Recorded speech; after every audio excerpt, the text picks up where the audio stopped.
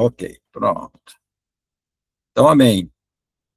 A aula de hoje, como nós falamos, é o custo do discipulado, né? 26 de março, estamos dando início a essa aula.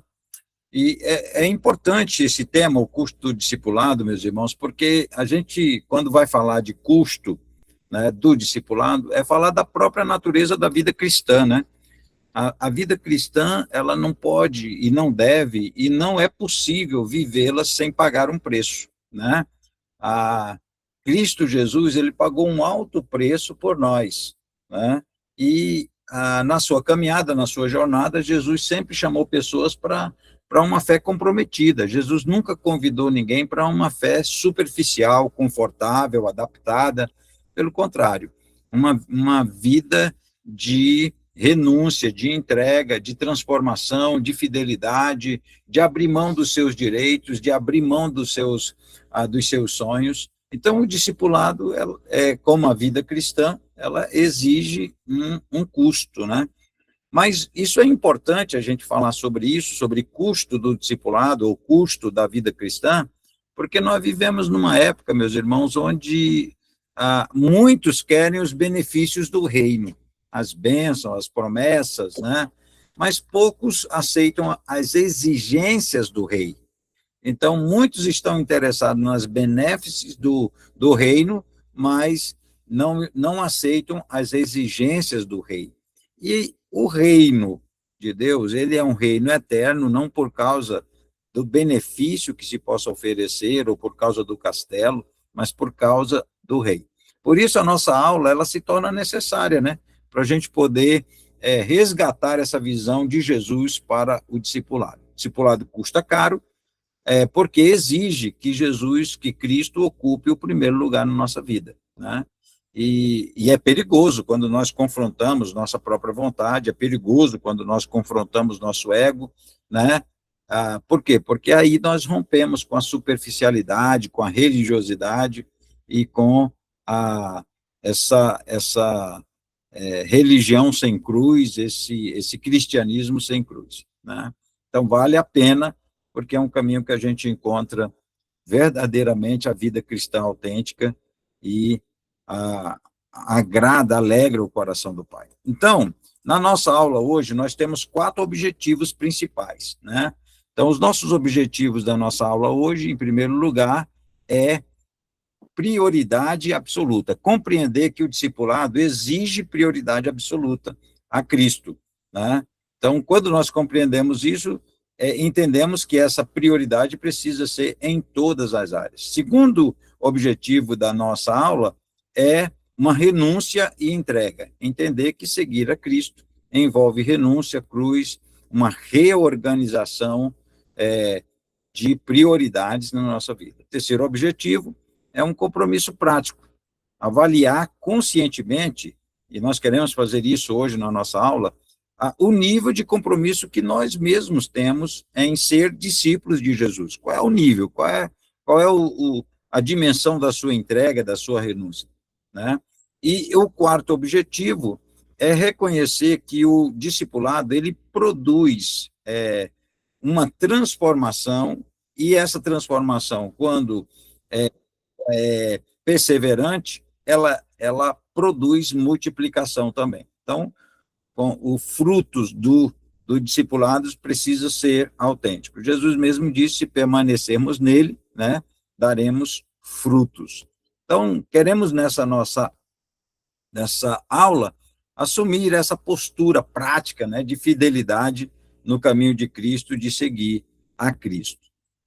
Então, esses são os nossos objetivos importantes. Então, o propósito, meus amados, antes da gente chegar no custo, o propósito do discipulado é uma vida contra a cultura. Há duas expressões que eu gosto de falar sobre a cultura do discipulado. Primeiro, que a cultura do discipulado é uma contracultura. A cultura da sociedade, a cultura da religiosidade, que caminha na contramão, né, da cultura do céu, da cultura do reino. Ou seja, o reino está na contramão do mundo, né? Então, o reino de Deus é uma contracultura, Uma outra forma que eu gosto de definir é uma cultura supra, né, ou supracultural. Por quê? Porque a cultura do discipulado está acima de todas as culturas, de todas as nações, de todos os povos, de todos os grupos étnicos. Então, não há uma cultura no mundo, na cultura dos homens, que prevaleça ou se iguale à cultura do reino. Então, por isso chamamos essa de cultura ou supracultural ou contracultural. Então, por quê? Porque há características bem radicais na cultura do discipulado, né? É um retorno à raiz da fé, é um retorno a uma profundidade do que significa seguir a Jesus, né? Então, deixando de lado um cristianismo fácil, um cristianismo que não revela o caráter de Cristo, que não revela a pessoa de Cristo e a pessoa do Pai. Então, nós queremos pagar o preço necessário para que Cristo possa verdadeiramente viver através de nossa vida. Como diz o apóstolo Paulo, já não sou mais eu quem vive, é Cristo que vive em mim. Paulo teve que pagar o preço para chegar a fazer essa afirmação. É lógico que nessa cultura do discipulado é necessário uma autenticidade, né? Ser um cristão autêntico, né? Não superficial, não dado apenas a um momento, a uma emoção, mas profundidade, resgatar verdadeiramente o padrão original do discipulado, à luz das Escrituras, à luz do modelo de Cristo. É um chamado à transformação integral, né? Jesus não está nos chamando para entregarmos uma área da nossa vida, né? Jesus está nos chamando para uma rendição total, todas as áreas. É um compromisso irrestrito, é uma reorganização de toda a nossa vida. Então, não é apenas organizar alguns setores da nossa vida, como o setor da vida de santidade, o setor dos negócios. Não, é uma entrega irrestrita, né? E reorganizar as prioridades da nossa vida à luz da pessoa e da obra de Jesus Cristo. Então, esse discipulado tem essa perspectiva supracultural ou contracultura, né, ou contracultural. Um outro ponto que eu quero falar é sobre esse propósito original do discipulado, né? Antes de falar do custo, nós precisamos falar sobre o propósito, né? O discipulado, meu irmão, só pode ser compreendido corretamente quando ele começa em Cristo.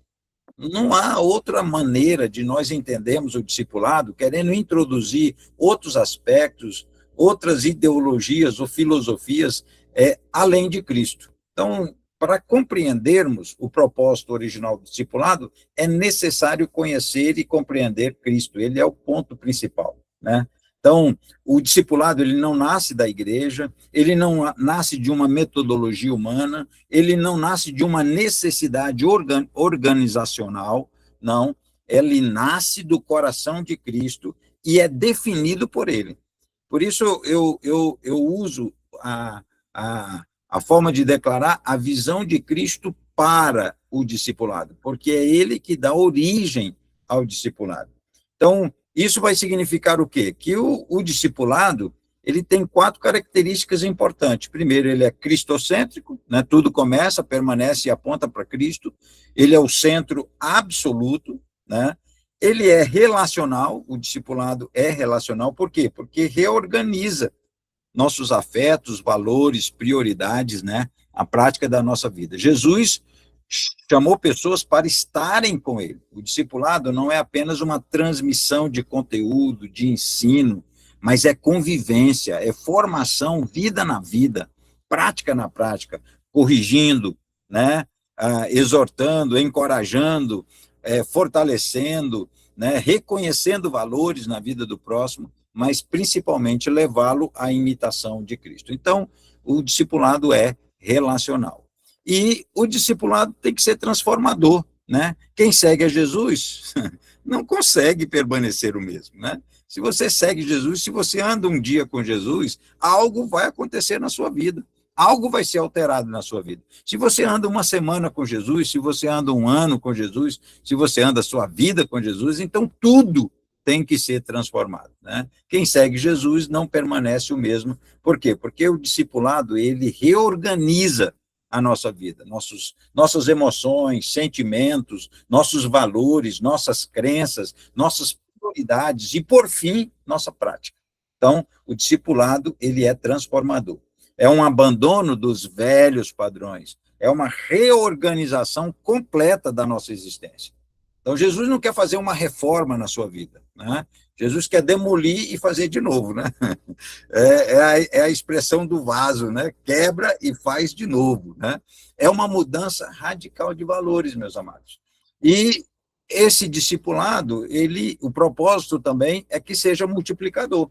O discipulado não é formado apenas para nós mesmos. O discipulado não termina em mim, ele começa em mim. O discipulado não termina em você, ele começa em você, né? A partir de você, Cristo quer multiplicar o caráter dele na vida de outras pessoas. Então, para continuar a obra de Cristo e fazer novos discípulos, fazer outros discípulos. Então, esses são os 4 propósitos originais do discipulado: cristocêntrico, relacional, transformador e multiplicador, né? Essa é a visão de Jesus para o discipulado. Cristo define o padrão de discipulado, principalmente no texto de Mateus, né? 28, mas antes mesmo disso, Lucas, capítulo 9, versículo 23, Mateus, capítulo 4, assim que ele inicia o seu ministério, depois de sair do deserto, o conteúdo básico do discipulado é a pessoa de Jesus Cristo. Ele define o seu padrão. Então, quando nós olhamos para os evangelhos, quando nós olhamos para a palavra de Deus, quando nós olhamos para a vida de Jesus, nós vamos ver estampado a cultura do discipulado, né? Porque Jesus viveu 3 anos para transferir essa cultura para um grupo de homens, para 12 discípulos, que se tornaram apóstolos, né? Enviados por ele para multiplicar essa visão. E logo no início da igreja primitiva, a gente vai vendo isso rompendo de maneira muito, muito intensa e forte. Então, essa é a visão de Jesus. E quando essa visão de Jesus acontece, ela tem fases, né? Fases da nossa caminhada, do discipulado. Ninguém nasce já um discípulo, né? Primeiro tem que ter um relacionamento com Cristo, e nós já falamos isso na aula passada, né? Primeiro tem que ter o vinde a mim, para depois ter o ide e fazer discípulos, né? Nesse slide que eu estou compartilhando aí com vocês, eu estou reprisando alguma coisa que nós já falamos aqui, né? Que a visão de Jesus do discipulado, ele consiste principalmente em formar Cristo nessas pessoas, né? Para que essas pessoas se tornem semelhantes a Jesus.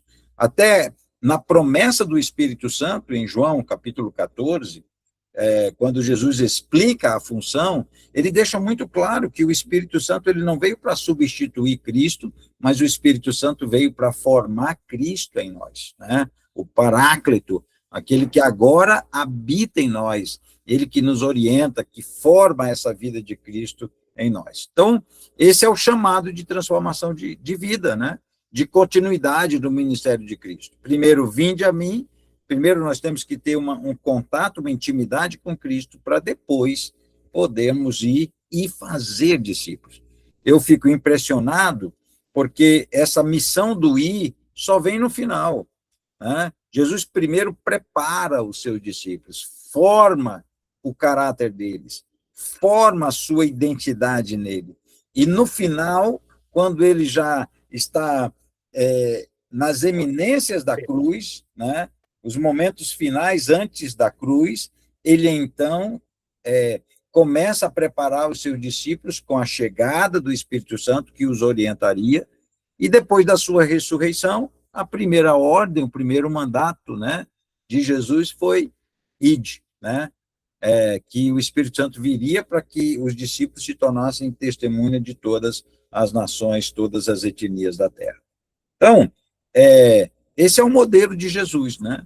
Um modelo que envolve uma negação de si mesmo, né? Uma relação com a cruz e a missão, o chamado, a multiplicação de fazer discípulos. Esse modelo é claramente articulado, né, em Lucas, capítulo 9, versículo 23, quando Jesus define o caminho do verdadeiro discipulado, ou do verdadeiro discípulo. O custo do discipulado está aí nesse versículo, né? O discípulo de Jesus deve levar sua cruz. Negue-se a si mesmo, né? Tome a sua cruz e siga-me. Então, há um custo envolvido, né, na prática do discipulado. Então, um recém-convertido, ele começa uma caminhada com Jesus. Ele começa uma caminhada com Jesus e precisa estar inserido numa cultura do discipulado. Ele precisa estar inserido para que ele não se ache nem só, para que ele não ache que a vida cristã se resume a ir ao culto apenas, né? Que a vida cristã não se resume apenas a se preparar para o batismo, mas que a vida cristã envolve mais do que isso. Por isso, a gente precisa levar essas pessoas a esses estágios da caminhada com Jesus, né? Mas é necessário entender essa visão de Jesus para o discipulado e que chama pessoas para transformá-la por meio da renúncia, da entrega, né, a fim de que eles possam ser enviados para produzir. Então, como são estágios? Que estágios é nessa caminhada que a gente pode perceber, né? Então, aqui, a gente vai apresentar uma progressão importante na caminhada aqui, né, de Cristo, organizando isso de forma, assim, progressiva, né? Então, em primeiro lugar, nós temos a fé inicial, né? É o despertar para Jesus como Cristo, como Salvador. Aquilo que começa como uma resposta à pregação do Evangelho, à pregação das boas novas, como aquela multidão que acompanhou a mulher samaritana e foi ao encontro de Jesus, essa fé inicial, eu encontrei o Messias, e ele falou sobre minha vida, ele compartilhou verdades que ninguém sabia, e ele é profeta. Então, não seria ele o Messias, e a multidão vai despertada pela fé inicial no Messias. Então, essa fé inicial é quando aceitamos a Jesus Cristo como Salvador, né? É um chamado para a transformação. Mas aí, como essa jornada, como é que isso passa de uma fé inicial para uma caminhada progressiva? O segundo passo nessa caminhada é que essa pessoa que tem uma fé inicial, que encontrou o Salvador, que encontrou o Cristo, agora tem um compromisso um pouco mais elevado com Cristo, né? Um compromisso de comunhão diária, né? Se envolvendo um pouco mais na vida cristã. Essa vida é onde começa o aprendizado de obediência. Aqui começa os primeiros passos de um discipulado mais profundo, né? Lógico que todo discipulado começa com a fé inicial em Cristo, né? A salvação, e depois essa pessoa se torna um seguidor constante. Ali ele vai sendo moldado pela presença de Cristo, através de discípulos mais maduros, através de discípulos que já têm um tempo de caminhada, que já têm um compromisso mais elevado com Cristo, para que essa pessoa, através de uma vida de aprendizado e obediência, vá desenvolvendo o caráter de Cristo na vida dele. E o terceiro estágio nessa caminhada já é o discípulo treinado, né? É a fase da formação intencional. Eu costumo dizer que nessas duas primeiras fases, fé inicial e seguidor constante, é onde nós formamos a identidade do discípulo. Ali estamos forjando a identidade dele como filho de Deus. E ali ele é forjado nisso. Quando ele já tem a identidade de Cristo, aí nós podemos agora uma formação intencional e intensa, tratando do caráter.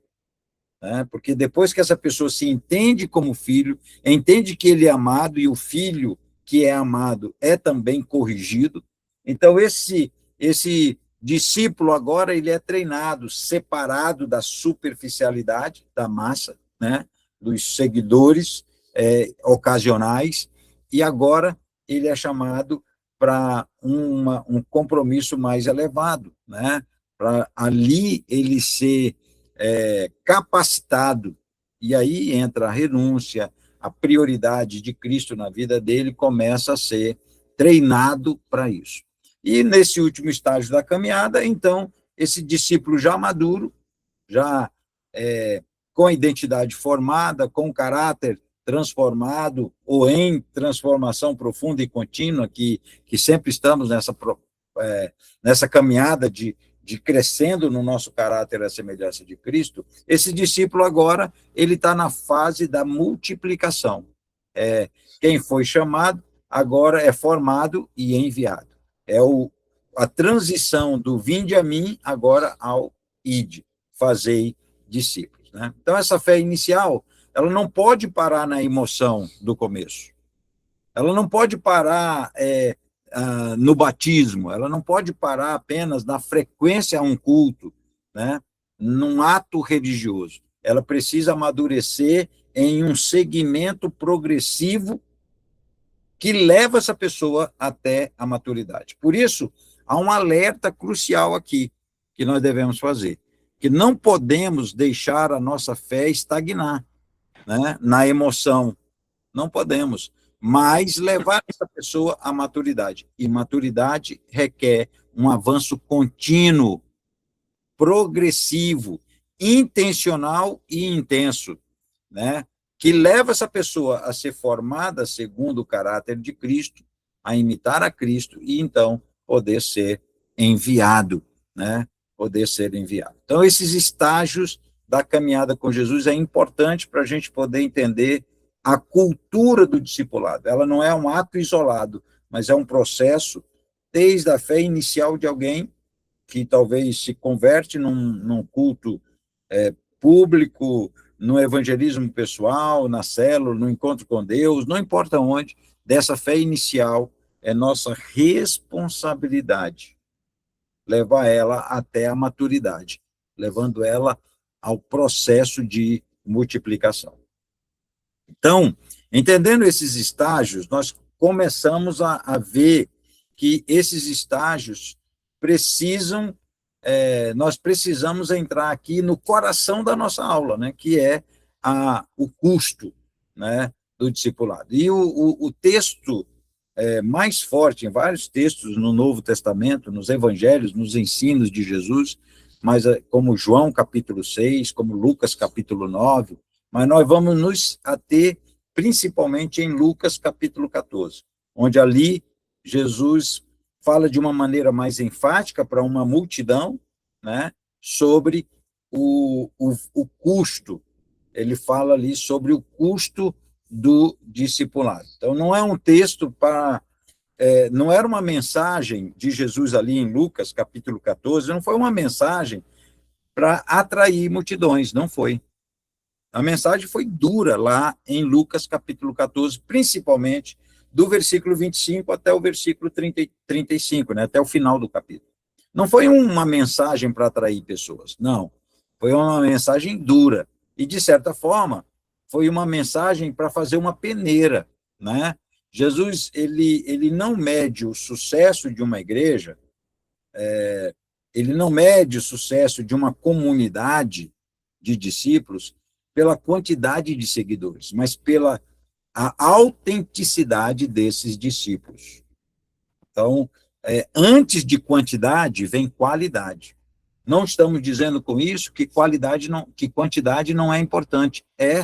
Precisamos, queríamos que toda a cidade se convertesse, mas é necessário para essa caminhada, para chegarmos a um nível de conquista de uma cidade, alterar uma cultura dessa cidade. E só se altera uma cultura de uma cidade com discípulos autênticos e verdadeiros.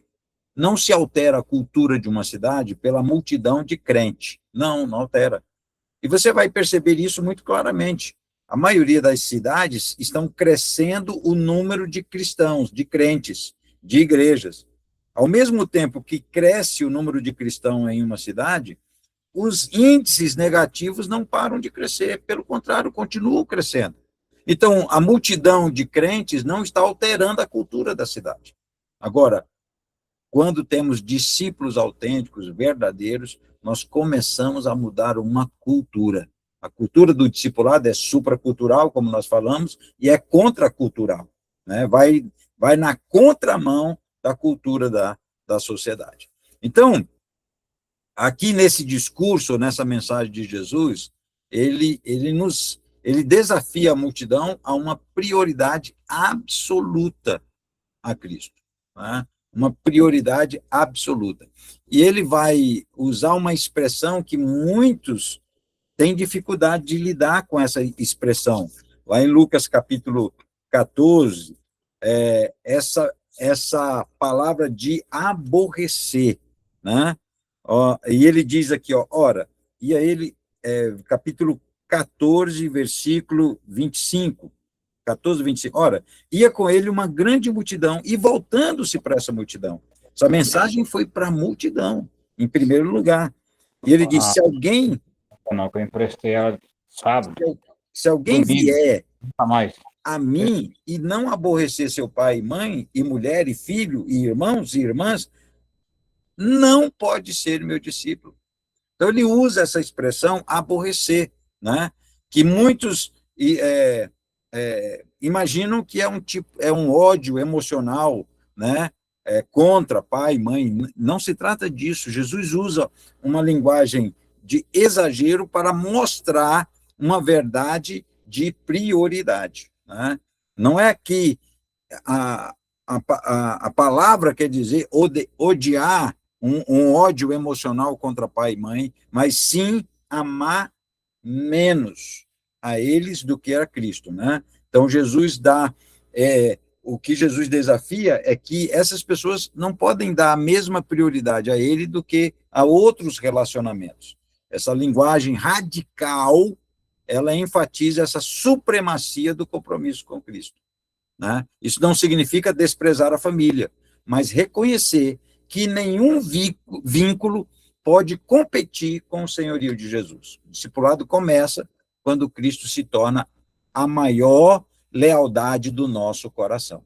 Aí começa, essa é uma verdade central do Evangelho de Jesus Cristo. Quem quer seguir a Jesus tem que reorganizar suas prioridades, reorganizar seus afetos, emoções, sentimentos, e ainda precisa compreender que Jesus é o compromisso principal.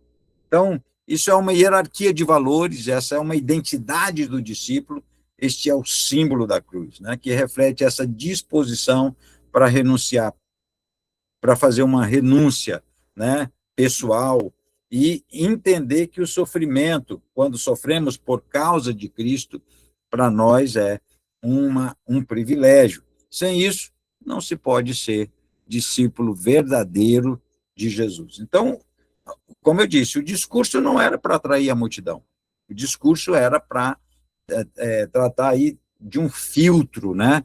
Tratar aí de uma peneira, né? Dentro da multidão que estava ouvindo os seus ensinos. Então, Jesus diz, olha, se você amar mais do que a mim, não pode ser meu discípulo.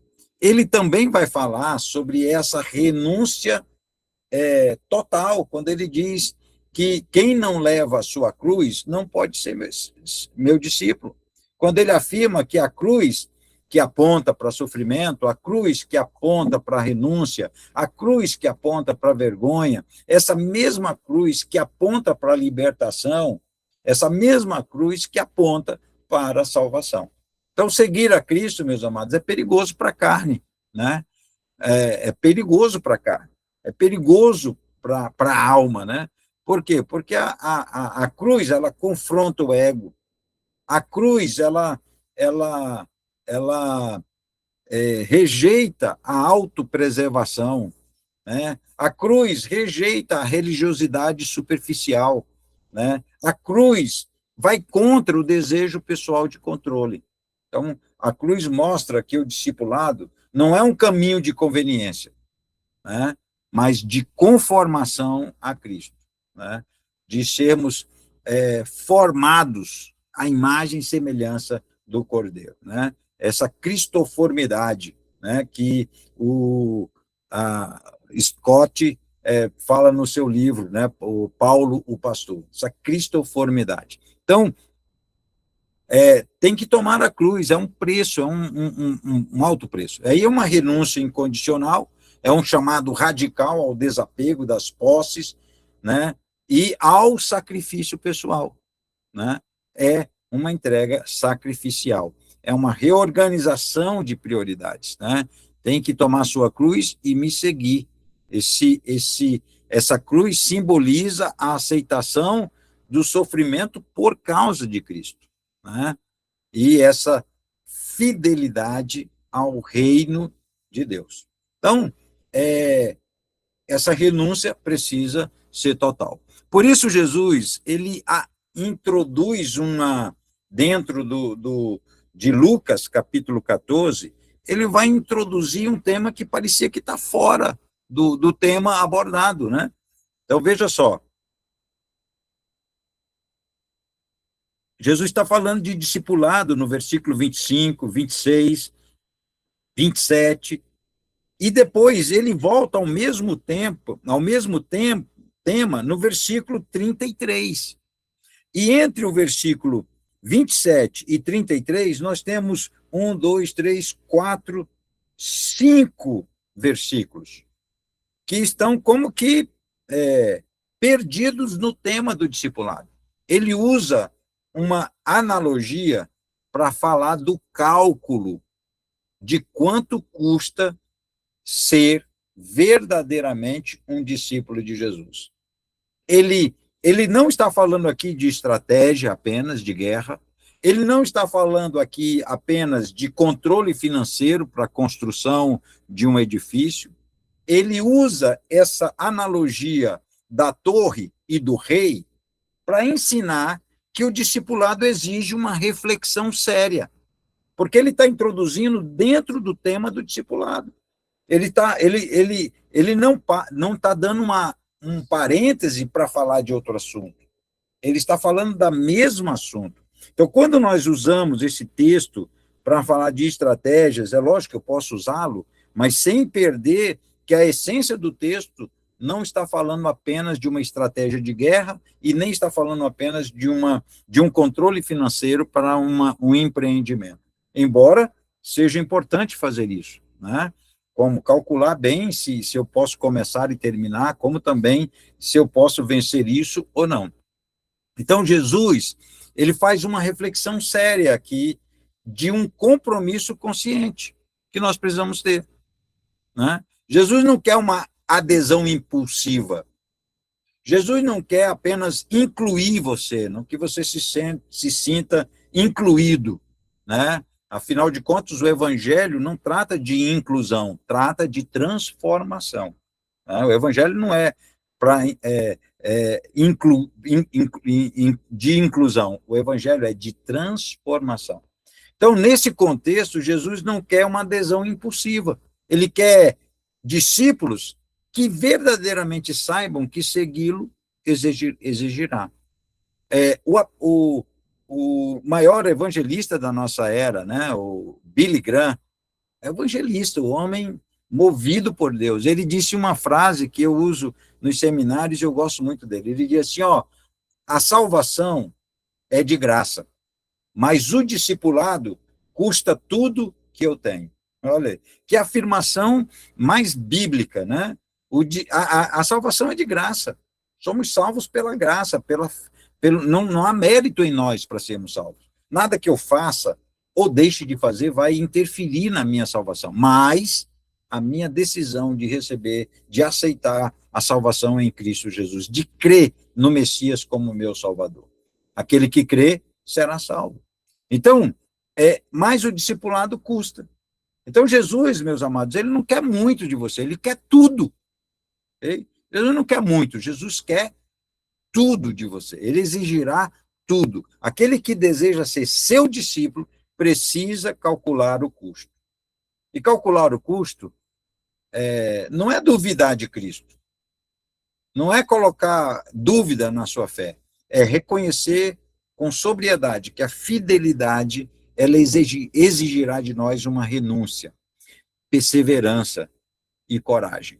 Precisamos ter coragem. Então, aqui, a fé, meus irmãos, não calcula a fé que não calcula o custo, né, não suporta a pressão. A fé que não calcula o custo não suporta a pressão. Na hora da pressão, desmancha, né? Então, é necessário termos uma fé consciente, né? O apóstolo Paulo, em Romanos, capítulo 12, diz que nós não podemos nos conformar com este século, com a cultura desse mundo, mas precisamos encontrar um discernimento que transforma a nossa mente. Ele diz, não vos conformais com este século, mas transformai-vos pela renovação do vosso entendimento, para que vocês possam, então, o resultado, mediante a prática do discernimento na palavra de Deus, produzirá um encontro com a vontade boa, agradável e perfeita de Deus. Quando eu discerno isso biblicamente, quando eu discerno isso pela palavra de Deus. Então, Jesus está falando aqui de um cálculo. E aqui em Lucas, Jesus exige que o amor a ele supere todos os laços, incluindo família, inclusive o da própria vida. Ele diz, se você amar mais a você do que a mim, não pode ser meu discípulo. Essa prioridade, meus irmãos, define a nossa identidade. Essa prioridade vai definir nossa identidade. Quando nós colocamos Cristo no topo, no ponto mais alto da nossa vida, no topo da nossa escala de valores. Não há nada nem igual, nem perto dele. Então, o custo. Então, esse é o princípio aqui desse ponto de Jesus, essa prioridade que nós precisamos ter, calculando o custo. Jesus confronta a multidão com exigências radicais mesmo do discipulado, né? Uma multidão que o seguia, mas Jesus alerta que segui-lo requer colocar o amor por ele acima de tudo, né? Se alguém quer vir após mim, precisa aborrecer, precisa tomar sua cruz, precisa renunciar a tudo quanto tem, precisa amar sua vida menos do que me ama. Nada pode se comparar. Então, Jesus exige prioridade absoluta, né? Ele exige prioridade absoluta. Então, nós temos que calcular o custo, calcular o preço disso, né? Para que nesse processo do discipulado possamos discernir e entender, calculando esse custo. É interessante porque Jesus coloca esse tema bem no centro, né, do ensino para a multidão, né? Então, aqui, Jesus ele tá pondo um filtro, ele está filtrando os seguidores ocasionais dos discípulos verdadeiros. Aqui é um filtro que faz uma separação de seguidores ocasionais que só querem receber o pão que foi multiplicado, que só querem receber o peixe que foi multiplicado, que só querem receber a cura que foi ministrada, mas não querem ter compromisso com o rei. É aqueles que não estão dispostos a comer da carne e beber do sangue, né? Como está lá em João, capítulo 6. O discurso duro, tão duro de João, capítulo 6, que a multidão toda foi embora, né? Só ficou os 12, dos 12 discípulos, e Jesus ainda foi mais enfático com eles, porque Jesus não passou a mão apenas, Jesus ainda os confrontou. Jesus até exigiu deles uma decisão. E vocês não querem ir embora também, não? Lá em João, capítulo 6.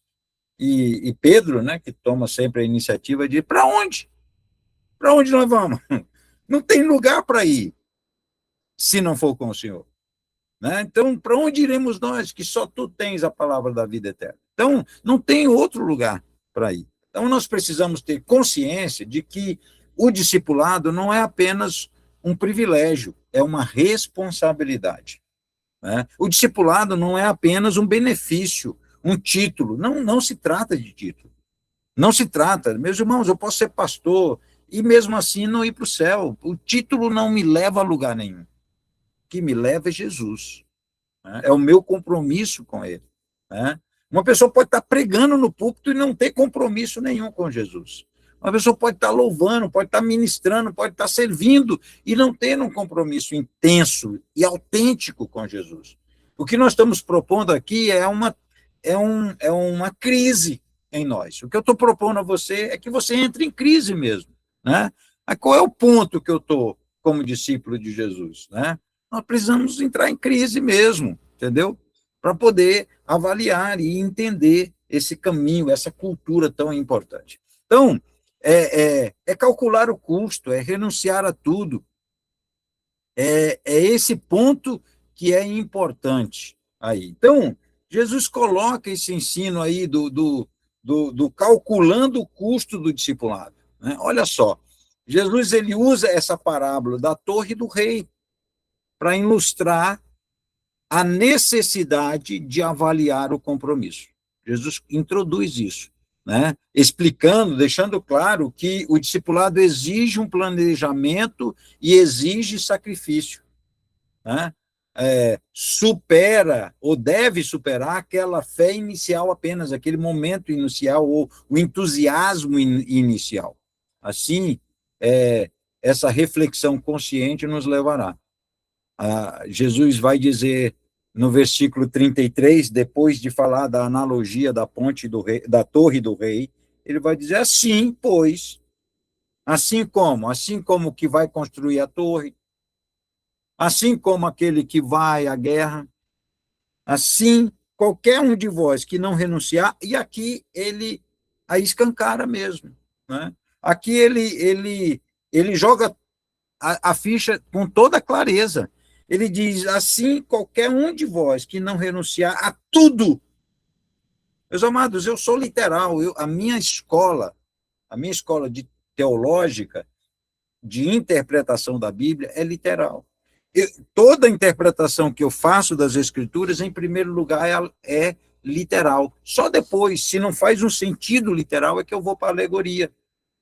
Eu vou para a analogia, mas primeiramente é literal. Então, quando aqui diz tudo,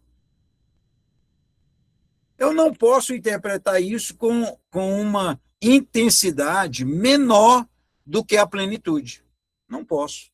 Não posso interpretar esse tudo com uma mentalidade ou uma visão de que algo pode ficar de fora, de que algo pode ser excluído desse tudo. Não posso. Aqui é tudo, é tudo. Então, na interação prática que eu quero que você pense qual é a sua torre, meu irmão? Reflita, o que é que você precisa terminar para seguir a Jesus?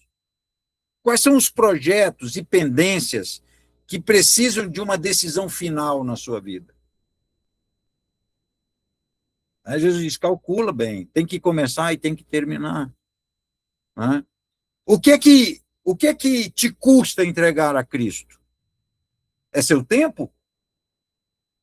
Você não tem tempo para Jesus?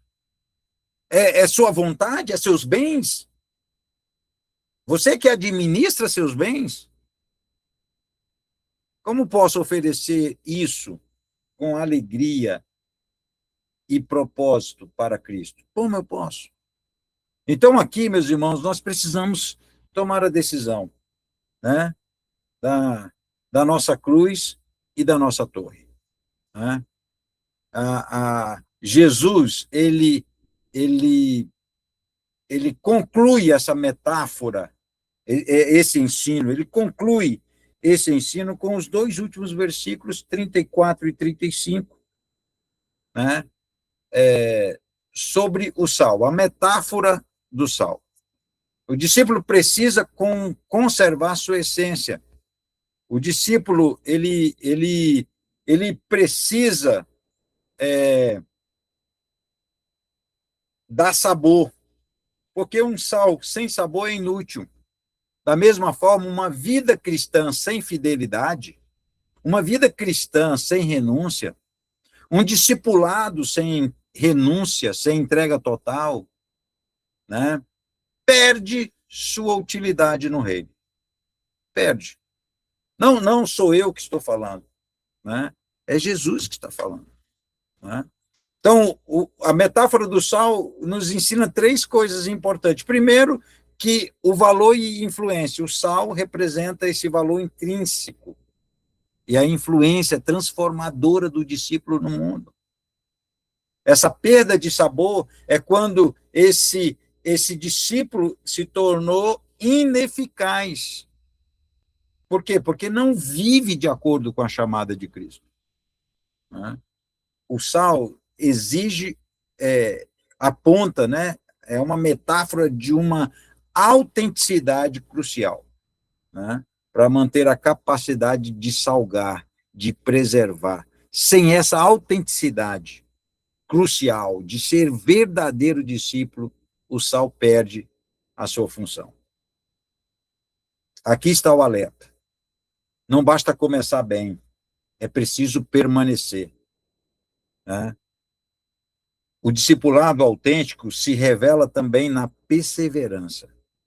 Por quê? Porque aí causa um impacto contínuo, né? É a força que transforma a comunidade, né? É a formação de discípulos que refletem o caráter de Cristo. Então, eu penso aqui, à luz desse texto, que há filtros do discipulado autêntico. Então, Jesus ele colocou barreiras aqui, né, para o compromisso genuíno. Jesus colocou um filtro aqui para o discipulado, o compromisso genuíno. Ele fez aqui um contraste com o seguidor ocasional e o discípulo comprometido, né? Há uma prioridade absoluta, há um cálculo a ser feito, há uma utilidade e fidelidade que precisa ser vivida, né? A prioridade absoluta é Cristo. O cálculo é avaliar o preço dessa renúncia e tudo que você possui para poder entender que você não pode tomar uma decisão leviana. E a utilidade é manter a essência do discipulado. A essência do discipulado é Cristo. Então, olha só essas perguntas aqui, que são filtros do discipulado autêntico, e nós estamos concluindo a nossa aula aqui hoje. Olha só, primeiro, os filtros que Jesus colocou nesse ensino sobre discipulado e sobre essa metáfora da torre e do rei. A prioridade. Primeiro, a primeira pergunta que eu quero fazer, e você responda para si mesmo, não precisa responder para mim. Responda para si mesmo. A primeira pergunta que eu te faço, meu amado, é: Cristo ocupa o lugar supremo em sua vida? Ele está acima de tudo e de todos? Ou há algo que está competindo com ele? Bom, se há algo que está competindo com ele, chegou o tempo da renúncia e da entrega. Então, a minha primeira pergunta é essa. Assim, Jesus fez esse filtro.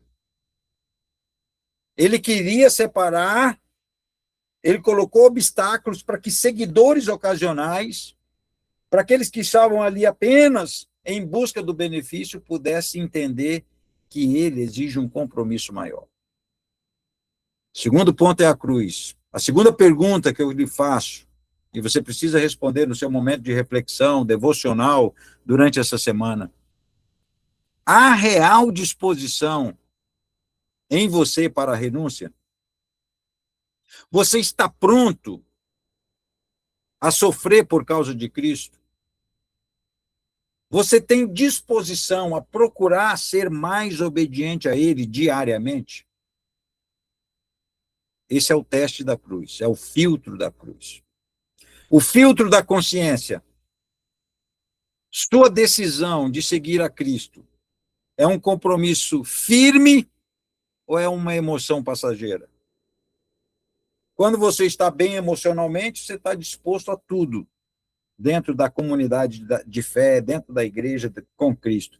Mas quando não está, as suas emoções mudam, alteram, você pede, eu não quero mais, não quero ir à igreja. Você vai para a igreja, você vai para a reunião, você vai ler a Bíblia. Você lê a Bíblia por quê? Eu não leio a Bíblia só quando eu me sinto bem, quando eu estou. Aliás, eu gosto mais é quando ela me faz incômodo, quando ela me causa crises. Isso é sinal que Jesus está trabalhando em áreas da minha vida que eu preciso alterar. O filtro da entrega total. Todas as áreas da sua vida estão plenamente rendidas ao senhorio de Cristo? Meus irmãos, eu não vou ser demagogo aqui com vocês. Todos nós precisamos melhorar. Todos nós. Na verdade, eu acho que, de vez em quando eu tenho esse insight, né?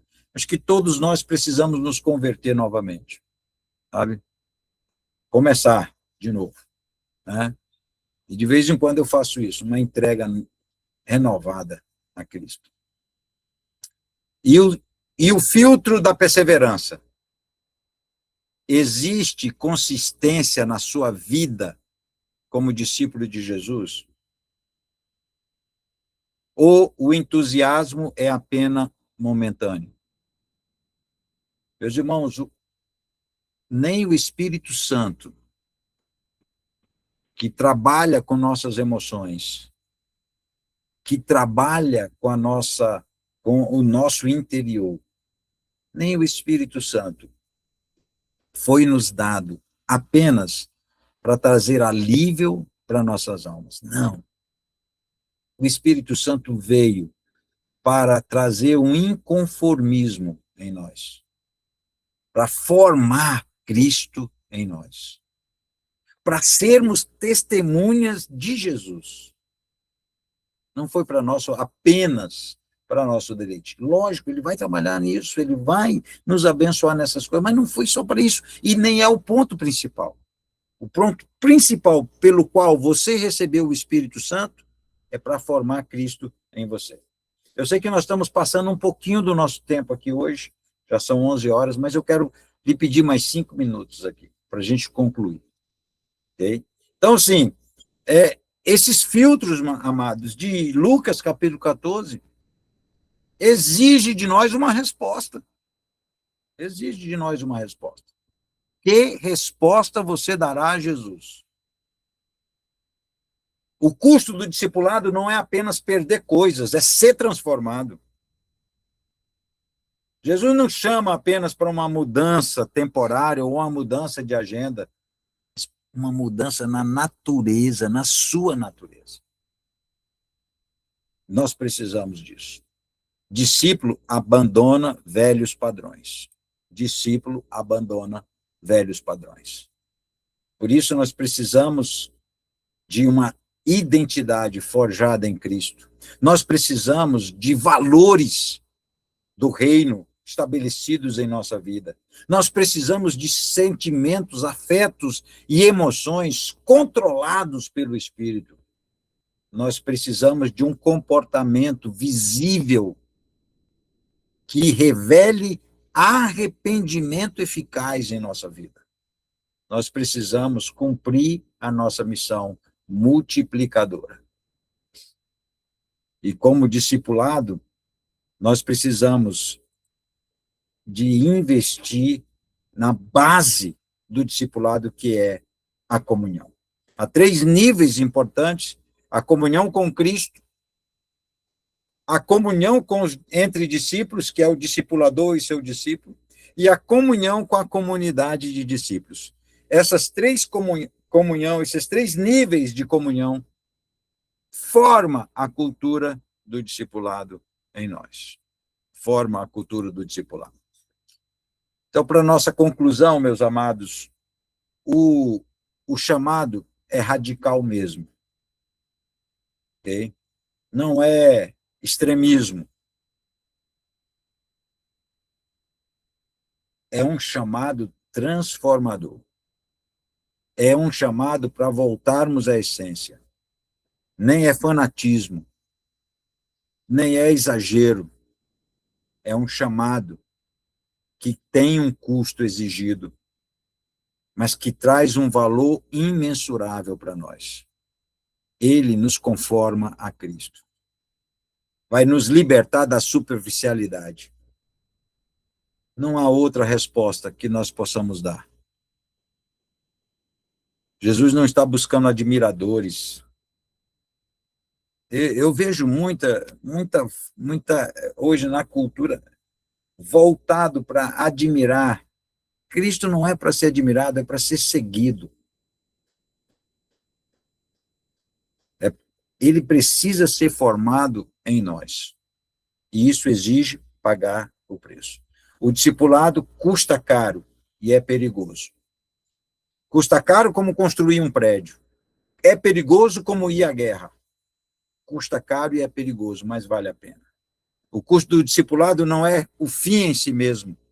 Jesus nos forma para que sua obra continue através de nós. Eu quero propor que você faça uma tarefa esses dias. Pegue uma folha de papel, pegue um bloco de notas e faça essa aplicação prática do discipulado na sua vida. Faça uma reflexão sobre a entrega. Você vai receber esse material aí em PDF. Você vai poder fazer isso. Eu vou até mandar essa imagem antes, porque até a gente fazer o PDF e vídeo, talvez de 24 a 48 horas, a gente vai pôr lá no Google e também aí no grupo do WhatsApp. Mas faça essa reflexão. Há algo que você ame mais do que a Cristo? Responda isso, escreva um texto sobre isso, pense sobre isso, analise isso, não faça uma resposta impulsiva. Lógico que eu amo. Avalie, analise se a sua vida mostra isso. Liste o que mais lhe custa entregar a Deus. Pelo menos 4 coisas que você pode listar. Isto é difícil eu entregar a Deus. Não sei, seu tempo, seus relacionamentos, seu trabalho, não sei. Suas conexões, não sei. Reflita. Como eu posso entregar isso para Cristo com mais alegria? E aí você faz a atividade minha torre, minha cruz. Aí você pega ali, põe minha torre. O que preciso terminar? O que eu preciso concluir? Terminar para poder seguir mais intensamente a Cristo. O que eu preciso terminar? Né? Faz essa avaliação, né? Existe o que eu preciso encerrar ou assumir seriamente para que eu possa seguir Jesus inteiramente. E minha cruz, né? O que hoje mais me custa entregar. Aí você vai escrever aí na minha cruz o que preciso entregar. O que preciso entregar. Aí conclua, depois de fazer essa prática e reflexão, conclua com um tempo de oração, né? Pedindo a Deus força e coragem. Você precisa ser forte e corajoso. Forte para permanecer na palavra e em Cristo, e corajoso para avançar em obediência. O custo do discipulado, meus amados, é alto, porque Cristo não aceita ocupar um lugar secundário. Ele não aceita. Ou ele é o Senhor, ou ele não é. Jesus não divide seu trono. Jesus não busca admiradores, Jesus busca discípulos. Portanto, o chamado dessa aula não é apenas crer, mas segui-lo de verdade. Não é apenas começar com entusiasmos, mas permanecer com fidelidade. Não é apenas ouvir o chamado, mas pagar o preço do discipulado. Ele custa caro porque exige tudo. Essa é a cultura do discipulado. Amém? Que Deus lhe dê força e coragem. Eu costumo pedir a Jesus, de vez em quando eu oro isso: Senhor, me dê sabedoria para discernir a tua vontade.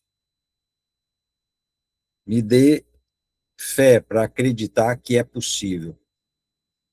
E me dê coragem para obedecer. Que Deus lhe abençoe, no nome poderoso de Jesus. Amém? Que Deus lhe abençoe.